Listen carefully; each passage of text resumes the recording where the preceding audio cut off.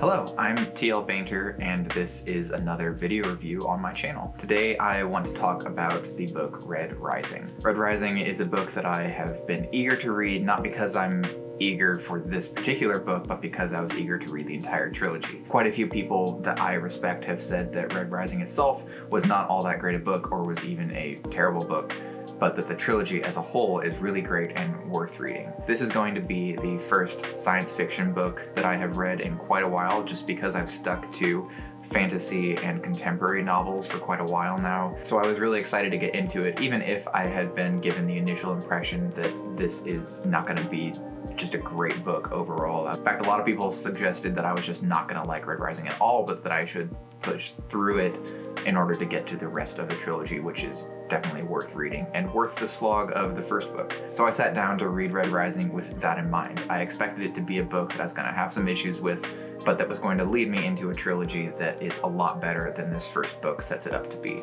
But the question still remains, did all of those things I was told hold up? Do I agree with the sentiment that Red Rising was just not a great book, but is a good start to a trilogy? I'm going to talk about that and more in this spoiler-free review of the first book in the Red Rising trilogy. So, Red Rising is a book that gets a lot of comparison to Hunger Games just because it's a battle royale. I personally, particularly after having read it, don't think that's really fair. I don't think you can just call every battle royale a Hunger Games copy or clone or anything like that. Just because something has a similar concept does not mean it's the same. And this definitely felt vastly different from the Hunger Games. The setup for it was incredibly different, and the actual time they spent inside of the game was nothing really like what Hunger Games was. Also, we don't exactly have the love triangle that is typically a trope of young adult novels. And also, I'm pretty sure this is not a young adult novel, which also helps to set it apart. I don't have anything against YA. I'm just pointing out that because Hunger Games was a young adult novel, it had limitations that the Red Rising trilogy does not have. And the Red Rising trilogy works really hard to set itself apart and say this is an adult novel. You might be able to say it's an adult take on Hunger Games, but I think that it's different enough that it's not fair to really compare it to the Hunger Games trilogy. In the first book of the trilogy, we follow the character Darrow, who starts out at the lowest of the low in this interplanetary society's caste system. He is a red, and everybody is sorted by colors, with golds being at the top. As a red, he works in mines, and he pretty much has no hope of a pretty solid future, but he's actually kind of content with his lot in life. He obviously does want more and wants better for himself and for the people that he cares about, but he's not incredibly ambitious right from the start, which was an interesting take, right? Like, we don't see this person who is incredibly rebellious right from the beginning and get the impression from page one that he is going to try to overthrow an entire government and system and reshape the entire world in his own image, which is kind of the impression you get from a lot of YA novels. We start off with somebody who's incredibly rebellious, and this is just a guy who, yeah, he has some rebellious tendencies, but he was comfortable where he was, and to a degree he would have been comfortable staying where he was. He liked the life that he had as much as somebody in that situation could. Through a series of events early in the book, Darrow does begin to rise within the society very quickly, and then he eventually participates in the Institute, which is the battle royale. And that battle royale is pretty complicated, especially when people try to compare it to things like Hunger Games. I mean, you have entire armies at play here. You have big teams, you have castles that you were trying to overthrow. It was very different from the Hunger Games-esque battle royale style. And Hunger Games is the only battle royale book that I have read in the past, other than, I guess, Ender's Game, which was kind of like one. And this really stands out from that kind of genre. There may be others that have this sort of pitting armies against one another in a competition sense, but I feel like this was really uniquely done. I liked what was done here in terms of how the Institute was set up. So that's just my summary of the book. Again, trying to avoid spoilers and just set it up with as little information as possible. Now I want to dive into the review of the book.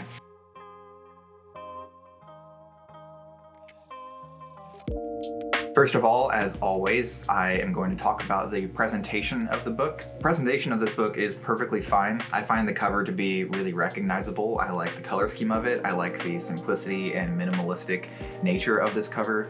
I think I've talked about that before when I was praising the covers for Rage of Dragons and Fires of Vengeance. I like minimalistic art styles, and this definitely has it. Of the 3 Red Rising covers, I think that this is probably my favorite one. Now, I do have the standard edition, and I have seen some really pretty special edition covers of the book. Maybe after I finish the trilogy, I will be tempted to pick up one of those, but for now, I really like this. I think the spine looks good, and the 3 of them look together as the red, gold, and blue that you can see on my shelf behind me. Well, minus this one because it's in my hand. Ultimately, yeah, I like the cover. It's nothing to write home about, but it's definitely better than what I would normally expect from a book like this, where there's probably Darrow standing over a field or something like that, like some typical science fiction cover. That would have turned me away from the book pretty quickly. The interior of the book as well was pretty nice, easy to read. Chapters are well broken down. The book itself is then broken down into parts that each contain chapters, much like the Fires of Vengeance and Rage of Dragons did, which I'm finding that I really like. I greatly appreciate that kind of breakdown. It makes it a lot more consumable and bite-sized, and I can read a part in a day, especially if I'm really busy. The only thing that I would have liked to see in this book that was not present is an outline of the cast systems like we have in books like Rage of Dragons and Fires of Vengeance. That would have been pretty helpful because there's a lot of colors at play here, and seeing how each of them stacks up in just a clearly outlined format would have been pretty useful to have inside of the book so that I could reference it at times when we come across a gray or an orange and I need to know where they are in terms of rank within the class system. That would have been something good to reference, but it is not present in this book as far as I can tell.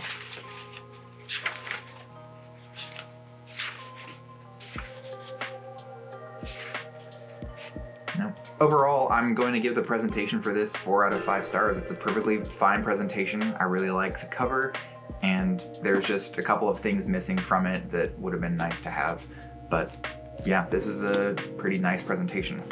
As I have mentioned before, presentation for books does not impact the overall score at the end. Okay, now it's time to dive into the actual review of the story and writing.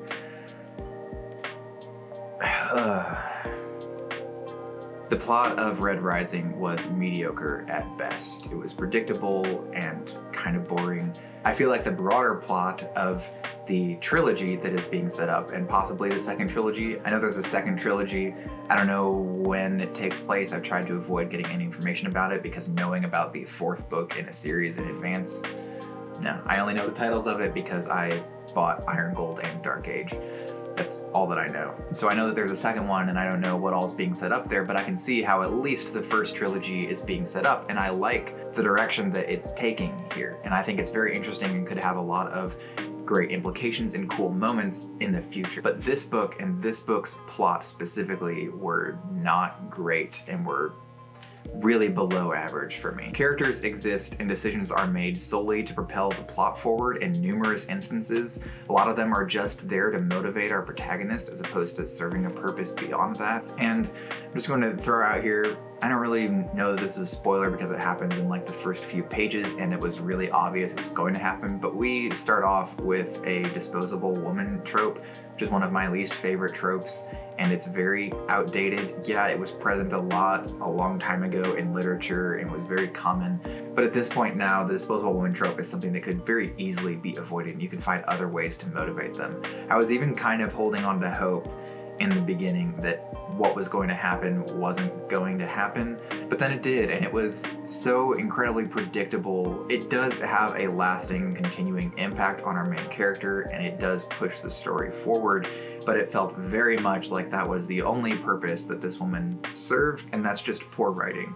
And I think that this is something, and I'll talk about this when I get to the characters, but this is something that Red Rising struggles with a lot, and it is characters serving a purpose beyond just how they can move the plot forward, especially women. It was bad. There were some meaningful moments within the plot and some cool scenes as well, but all of this was just overshadowed by how predictable everything was. And the predictability wasn't because there was great foreshadowing or anything like that, it's because the plot felt very cookie cutter. I'm going to give the plot for Red Rising 2 stars. It wasn't the worst plot in the entire world, but it was definitely below average for me. It was way too predictable and cookie cutter. I really hope that the second one has a much better plot than this, because again, I like the broader plot that is being set up here, but the plot specifically for Red Rising was just not great. Honestly, if the rest of the trilogy is as good as I've heard that it is, I would hope that Red Rising would get a new edition of some kind in the future that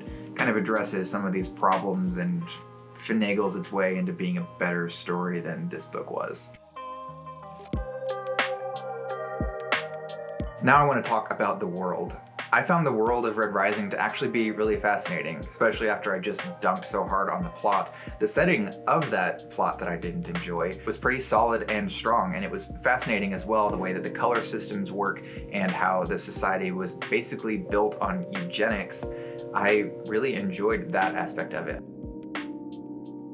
I liked the world building, I liked seeing things from Darrah's perspectives in this cramped mine at first, and then seeing the broader view of the world through his eyes later on in the book as he learns more and more about the system and world in which he lives in and in which he has been oppressed for so long. The world was a joy to learn about. It was horrible, but it was a joy to learn about, and it was clearly very well thought out as well. I like the technology at play here. A lot of it didn't really need descriptions because the titles for the things that were in use pretty much explained how they worked themselves, and I don't think that there was ever a time where I had to read like 3 or 4 paragraphs of description about how something worked, because I could just infer for myself how this particular piece of technology would work and then move on with it. It was never really important that I fully understand how each piece of technology in use functions. I can infer what it is that's happening and get it through being shown rather than told. And I'm going to talk more about that in just a second when I talk about the world building. But for the world itself, I'm going to give it 4 out of 5 stars. We were pretty confined in this book. We got hints at other planets and moons that we might visit or learn more about in the future, so a lot of the history and such we're not totally certain about, especially because some of the history was given to us through propaganda. Overall, I really liked the world, and I am excited to see more of it in the coming books, which I presume we do because we only really saw the Institute in this book, that playing field where all the teams were clashing against one another and taking over castles. That was really what was focused in on here. So we got a view of this big world, and then we were confined to this space. And I'm looking forward to going back to that big world in the next book and learning more about it. While I loved the world of Red Rising, I did not like the world building pretty much at all. I know I mentioned that a lot of the tech didn't have to be explained to me, and that was great because I didn't want to slog through paragraph after paragraph of technology descriptions. But the way that the world itself, the history of it, the people, the explanations of the systems, all of that, it was really clunky and exposition heavy, especially the propaganda. This was a really big issue for me in the beginning of the book when we're hearing like an intercom basically expositing for the main character, and really for us, something that he already knows and that everybody in this area should already know. And I know that propaganda is going to be played over and over again, and so it kind of makes sense, but it was very obviously just a really quick and easy way to get us exposition, a lot of which I don't feel like we needed at the time or that we would ever really need. We could just infer a lot of the stuff that we were told based on the way the caste systems were set up and by the way people would talk to one another and treat each other. We could have figured it out on our own. The propaganda was a bit much, and it was seriously overkill, and I get that it was important that the character believe these things and believe the propaganda that he was being fed, but there were other ways for them to talk about it, right? Other people could have just believed these things. It could just be legends and stories that have been passed down, or maybe somebody mentioned it in passing. There were other ways that it could have been handled, and we get the impression this is propaganda that plays on a loop over and over and over again. Over and over and over again. Over and over and over again. It was a bit much for me. I felt like there were better ways to handle the provision of that information. What's going to save the world building score is going to be the actual presentation of technology and the equipment that is at play. I never felt like I was being talked down to as different explanations were given to me. Like grav boots. I can infer what a grav boot is able to do, and the author knew that and respected that. And I don't recall a time when I was slogging through a couple of paragraphs detailing how grav boots work. Grav boots can only sustain you for 60 seconds and blah, blah, blah. Like, I don't need to know all the information. I can learn it when it becomes relevant. Instead, all I needed to know was grav boots are used to decrease gravity so that you can fly. That's all I needed to know, and it gave me a very clear picture of what the grav boots were and how they worked. He never told me any of that either, it was just shown to me. So even though I felt like the world building itself was all very exposition heavy and was done through loudspeakers and characters just giving massive dumps of information that were unnecessary, because so much of it was never exposited and we were just left to figure out for ourselves what something meant. This was always done with things we could easily figure out. I'm only going to dock a few stars. So I'm going to give the world building for Red Rising 2 stars. I would give it 1 star, but there were so many times when I was given information in a manner that was a lot more subtle than a television screen broadcasting exposition to me. So 2 stars. Sorry. There was a lot of world building that I liked and appreciated. There was so much that I did not like and that was almost a slog. So 2 stars for the world building in Red Rising. One thing that I was told that I would like about Red Rising was the characters, so I came in prepared to like the characters, and boy was I really disappointed. The characters in Red Rising are one-dimensional at best, except maybe Darrow. Although Darrow's motivations and abilities were questionable, yeah, I know he wants to overthrow this system, but it kind of felt like he was just ready to do that because the plot needed him to be.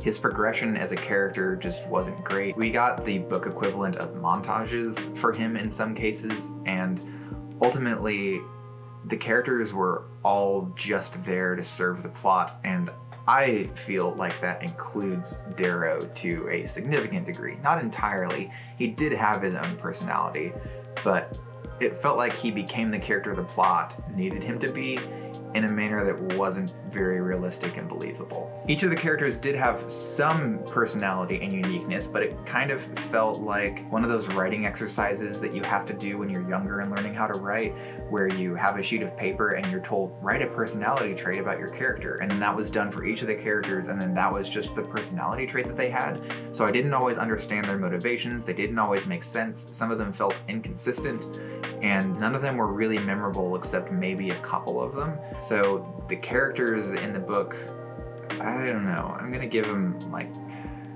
this is gonna be another 2 stars from me for the characters. There was a lot to like, but they were all just there to push the plot forward to such a degree that I just couldn't get attached to any of them or have any respect for them. There were a couple that I did end up liking a bit, but even still, I never felt like there was a lot of depth to them. That includes our main character, so sorry. I really hope this picks up in book 2, but I'm going to give 2 stars to the characters in Red Rising. Okay, now we are going to get to the writing of the book. The writing in Red Rising, it was pretty average, which would ordinarily mean I would give it 3 stars. But there were things in the writing that really stood out to me and made me roll my eyes several times while I was reading this book. In particular, there are several assaults that happen, and the first one I was like, okay. Thankfully, Pierce Brown never goes into graphic detail about these things. It's more just implied that it happened, although one of them was a visual scene that you had to see, and it was just, I get that these things happen, and I'm not even somebody who says that assault has no place in books, because this is something real that happens, and it is something that should be addressed, not just swept under the rug like it doesn't exist. Here though, it doesn't serve any real purpose, it doesn't serve the story in any meaningful way, and you could take it out and still have a solid story. It was a lot, and it was repetitive. There's also a moment where our main character is developing feelings for somebody as she was just assaulted like a page or 2 before, and he's sitting there with her and he like kisses her neck after he just saw that, and it was really creepy and super uncomfortable, but it wasn't meant to be. It wasn't like he's supposed to be painted as a creep. Suddenly when he's doing it while she's sleeping, it's not creepy and gross. It was a lot. It was that scene already had made me roll my eyes and just think, oh my word, this is ridiculous. But then like that happened, I'm sitting here like, am I supposed to be rooting for this guy? This is this is creepy, right? And he saw it happen. It's not like he wasn't privy to it. He saw it happen and put a stop to it, and then he is lying next to her to keep shelter, and he kisses her neck. It was pretty sure he kissed her neck, if I remember right, or maybe he just tried to. I don't remember. I remember sitting there going, what is happening? What is this? It was bad. Then we also have our supposed intelligent, tactical protagonist who's supposed to be very smart and very capable, and the hope that the rebellious group has against overthrowing this caste system, and he falls for the exact same trap twice in a row within just a few pages of each other. I don't want to specify what the trap is. You'll know it when you come to it.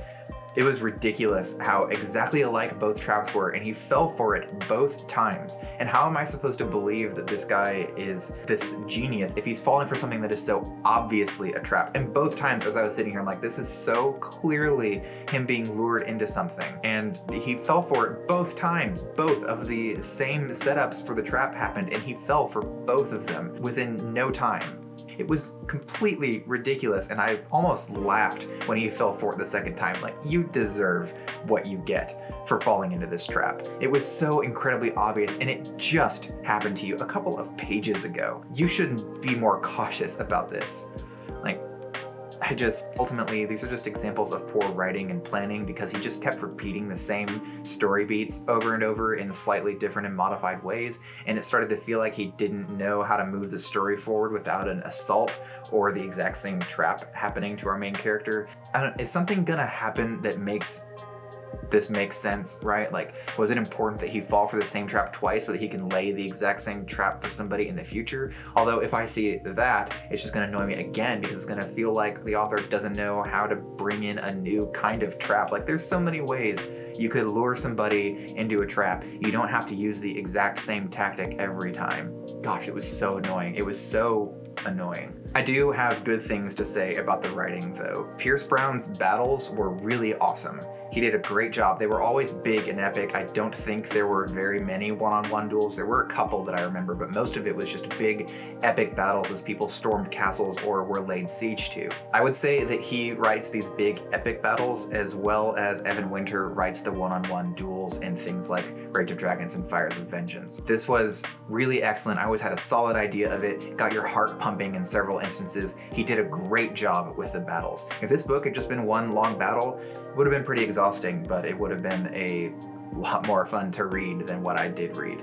The battles were something to look forward to. They were something exciting, and especially in the later chapters when we have a really long string of battles, those were awesome. It was a really solid ending to the book when we just got these massive battles toward the end as everything in the Institute came to a head, and there were clashes between the different houses that still remained within the Institute and hadn't been conquered yet. It was really awesome. I loved the battle scenes. They were very well written, but that isn't going to do much to save the severe writing problems that I did see within the book, especially the repetitiveness. That alone is enough to dock several points from the score. I found it to be pretty lazy, and this is going to be another 2 stars for me. So 2 stars for Red Rising's writing. Again, I'm sure the writing gets better. It's several books, and a lot of people really seem to love them. I am confident the writing will get better. I even kind of saw moments of really solid writing in here, so I believe that the next couple of books that I'm going to read from him will be significantly better in terms of the writing and planning of the book. But this one,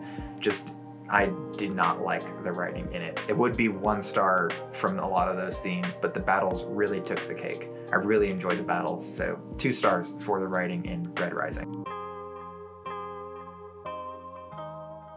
Next, and the last thing that we have before I give my overall star rating for Red Rising, is the pacing.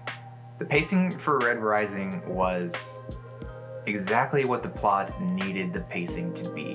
This means that the pacing was not very realistic. It was just exactly what the book needed to happen. So things only happened when our protagonist and the story was ready for them to happen. It kind of felt like the entire world was sitting around waiting for what the protagonist would do next and waiting for the protagonist to come to these events. It's a bit like Legend of Zelda, right? Where NPCs are just hanging around waiting for Link to come up and talk to them and initiate the next event. Or you can go to any of the dungeons in any order and all of them will be there. Nothing was really happening, and there was never a real sense of urgency, unless the main character needed a sense of urgency so that he could go and do the thing. So nobody was ever like close to getting to our main character. Everything just happened when it was convenient for Darrow and for the plot itself. This led to pacing that was sound in a way because we got moments of action and then we had our typical up-down that you really want with good pacing, right? High action and then a slow drop and then low action and then,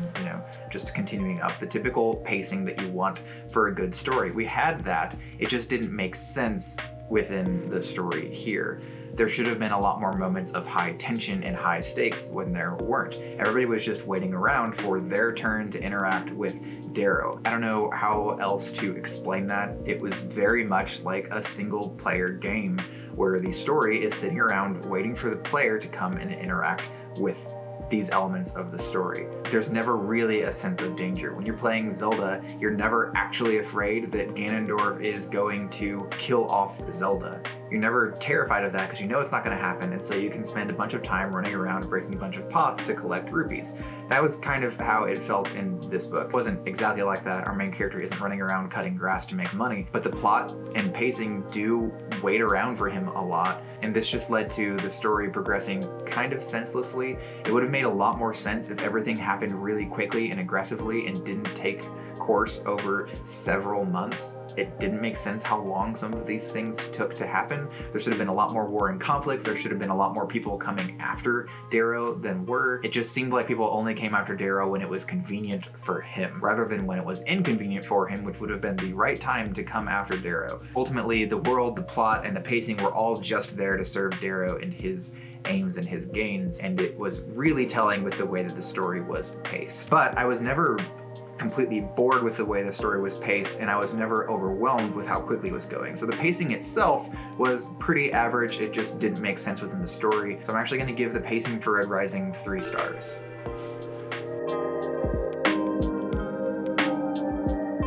So now we come to my final thoughts on Red Rising, my overall star rating for it. Red Rising is going to get 2 stars from me. As I mentioned earlier in this review, I am eager to see where the story goes and what happens after this. I have Golden Sun. I am eager to get through Golden Sun and Morning Star and see what happens, and assuming I enjoy those, start reading Iron Gold and Dark Age, which are also sitting on my shelf. If I don't like the rest of the trilogy, I can just donate those books. It's not a big deal. So I am looking forward to what happens next. It's just a shame that the setup for a trilogy that everyone seems to love so much is such a hard book to get through, and a book that I really did not like overall. I don't think that I would reread Red Rising. I might listen to it on audiobook again at a fast pace, just in the future if I want a refresher on it, particularly after I've read the other 2 books. Maybe I'll appreciate Red Rising a little bit more, but as the first novel that I have read from Pierce Brown and first novel in this trilogy, it just really wasn't great for me. I did not enjoy Red Rising all that much, and I found it to be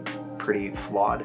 So I'm going to give Red Rising 2 stars total. Getting above 4 stars is going to be a rarity for stories on this channel. So 2 stars really just means below average for me. I felt like this was a below average book. There are promising elements in it. I'm excited for the broader plot of the trilogy as a whole, but I did not enjoy Red Rising itself.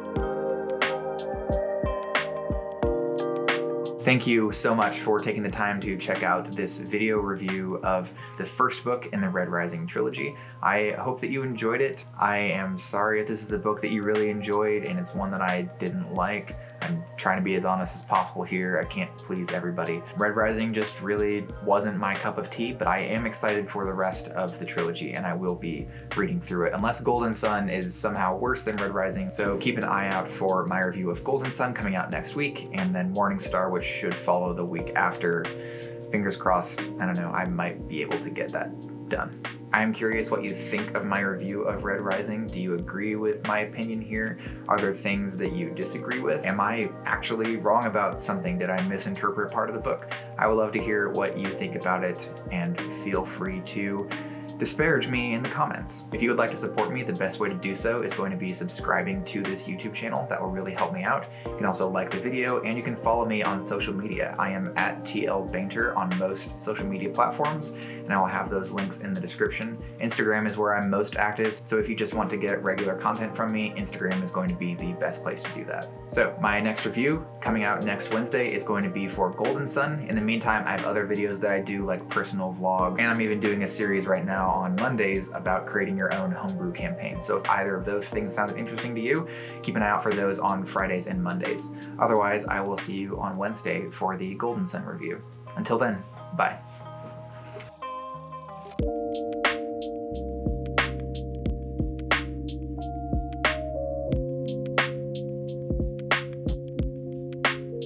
Over and over and over again.